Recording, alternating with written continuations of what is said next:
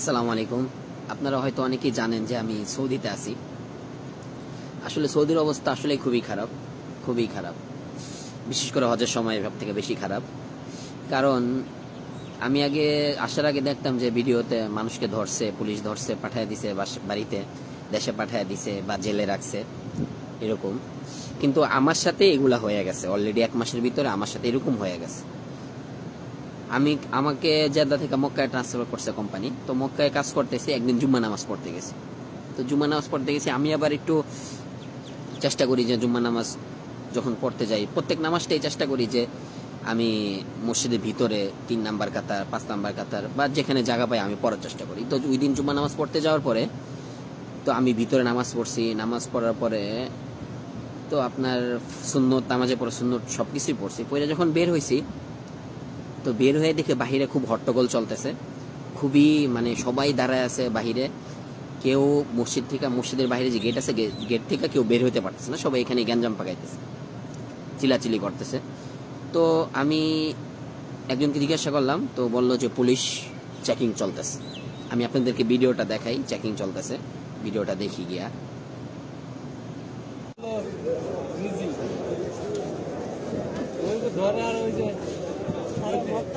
তো আমি যখন চেকিং চলতেছে, তো আমি ভাবলাম যে হয়তো বা যাদের আকামা নেই বা এরকম হয়তো বা চেকিং চলতেছে।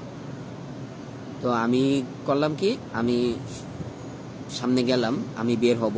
তো এখন আমার সাথে আরো যারা আমার কলিগ আছে, তো ওদের ফোন দেওয়ার জন্য ফোনটা বের করছি। তো হঠাৎ একজন আমাকে সিভিল ড্রেসে আর কি, সিভিল মানে নর্মাল ফর্মাল ড্রেসে আর কি, মনে করেন যে জুব্বা পরা একজন লোক আমাকে ফোনটা আমার থেকে নিয়ে নিতে চাইতেছে। আমি তখন আরবিতে বলতেছিলাম যে ওয়াল্লাহ ওয়াল্লাহ হাবিবি আনা আতাকাল্লামু মা হাবিবি মা সাদিকি, মানে এটা বলছে। তো এটা বলার পর উনি বুঝে নাই যে আমি বাঙালি, উনি ভাবছে যে আমি আরবি, এই কারণে উনি আমাকে স্যার দিচ্ছে। আমি আবার সেদিন জুব্বা পরা ছিলাম, সাদা জুব্বা পরা ছিলাম, তো এই কারণে ছেড়ে দিছে। তো যখন আমার ফোনটা নিতে চাইছে তখন আমি বুঝি নাই যে উনি পুলিশ। তো পরবর্তীতে খেয়াল করি যে উনি পুলিশ। তো যখন আমার ফোনটা নিছে, আমার শরীরের অবস্থা এরকম ছিল, মানে আমার হাতগুলা এইভাবে কাঁপতেছিল, শরীর কাঁপতেছিল যে আমি মনে করেন যে পইরা যাব আমার অবস্থাকে। আমি তখনই মাথা ঘুরে পড়ে গেছি, আমার এরকম অবস্থা। তো আমি করছি কি, আমি তাড়াতাড়ি কোনো রকম মসজিদের ভিতরে ঢুকে গেছি। মসজিদের ভিতরে ঢুকে আমি আবার নামাজে দাঁড়াইছি, আল্লাহ যাতে সহযোগিতা করে, সূরা কাহাফ পড়ছি। তো কাহাফ, কিন্তু দেখলাম কি মসজিদের ভিতরে পুলিশ ঢুকছে, ওইখান থেকে চেকিং চলতেছে, মসজিদের ভিতরেও চেকিং চলতেছে। তো আমার ফ্রেন্ডকে আমি ফোন দিলাম, তো আমাকে বলতেছে যে তুই বাথরুমে যা পলা। তা আমি বাথরুমে যা পলাবো কেন, আমি আসছি নতুন। তো আমি বাথরুমে যে আমার ওই নিকৃষ্ট জায়গায় আমি আর যাই নাই, তো মসজিদের ভিতরেই ছিলাম, বসে ছিলাম।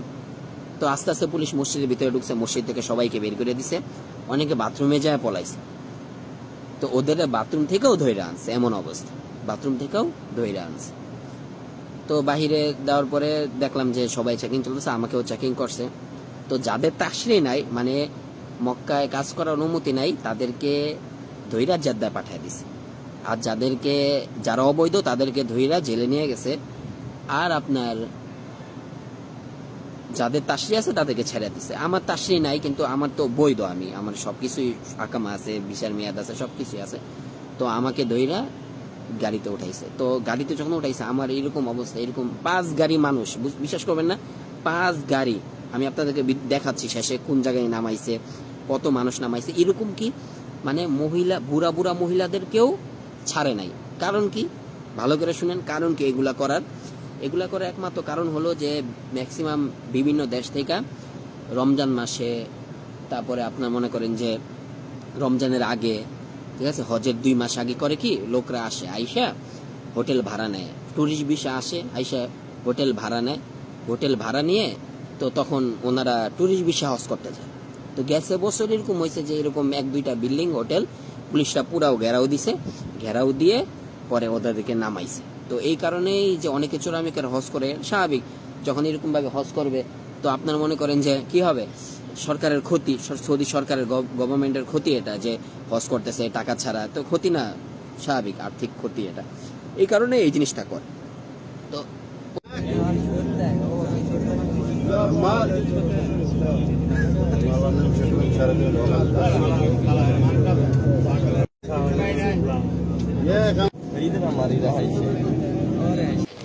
দেখেন সবগুলা মানুষকে মক্কা থেকে তৈরি না এই যে জেদ্দার এই জায়গার মধ্যে রাইখা দিয়েছে সবগুলা মানুষকে। এখন সবগুলা মানুষ এখানে ছেড়ে দিছে। এখন প্রত্যেক বছরই এরকম হজের সময় মক্কার মধ্যে এরকম একটা মনে করেন যে গণ অভিযান চলে, ঠিক আছে। তো আল্লাহ আমার কুদরত, আল্লাহ তালা আমাকে আসলে রিজিক রাখেনি, আল্লাহ তালা ওইভাবে আল্লাহ তালা আমাকে ধরাইয়া দিছে। আমার সাথে এক ফিলিপাইনি ভাই ছিল, আর আমার সাথে যারা বাঙালি ছিল ওরা ওয়ার্ল্ড কাপে পালায় গেছে। আমি আর এটা জানি না, পরবর্তীতে শুনছি ওরা এরকম ভাবে ওয়ার্ল্ড কাপে পালায় গেছে।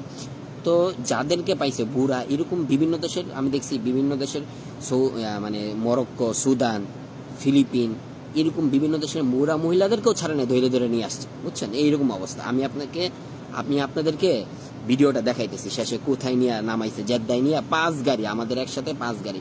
তো আমাকে যখন গাড়ির মধ্যে উঠাইছে আমি তো ভয়ে শেষ, কান্নাকাটি করছে গাড়ির মধ্যে।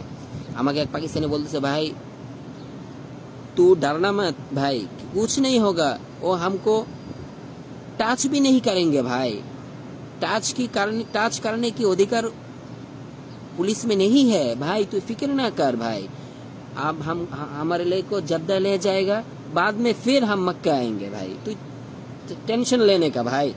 তো যখন ও আমাকে বলছে এই কথা, তখন আমি একটু মনে করেন যে শান্তিতে রিল্যাক্সে হইতে পারছি। পরবর্তীতে আমাদেরকে 2টা বাজে গাড়িতে উঠাইছে, গাড়ির মধ্যে 8টা পর্যন্ত বসায় রাখছে 5 গাড়ি।